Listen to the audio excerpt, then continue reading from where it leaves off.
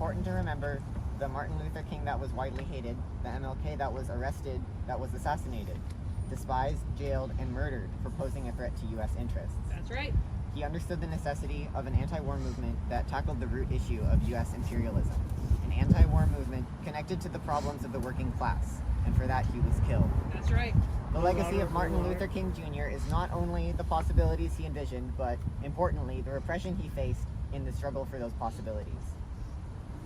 The US and UK have just launched airstrikes against Yemen for their blockade on ships with Israeli ties.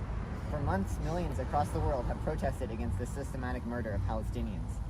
Biden has not wavered in his support for Israel's genocidal campaign. But as soon as the free flow of international commerce was threatened, the US acted swiftly and violently. The true interests of the ruling class have never been more clear. Resist US-led War Seattle stands with the people of Yemen in their steadfast resistance to US imperialism and the current genocide in Gaza. That's why here, in the heart of US empire, isolating war manufacturers is one of our central tasks. At the University of Washington, we are organizing.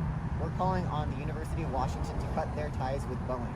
Boeing's drones, helicopters, fighter jets, bombs, and refueling tankers are used in the war of occupation in Palestine and to conduct the bombing in Yemen. We cannot let our local universities continue to innovate death.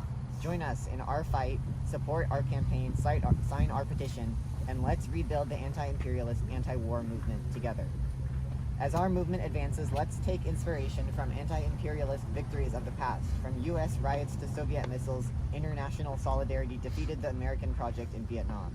That's right. We are the successors to those legendary global movements. Our collective power can bring down US imperialism and Zionist fascism. From Palestine to the Philippines and the US war machine. Woo! Yeah!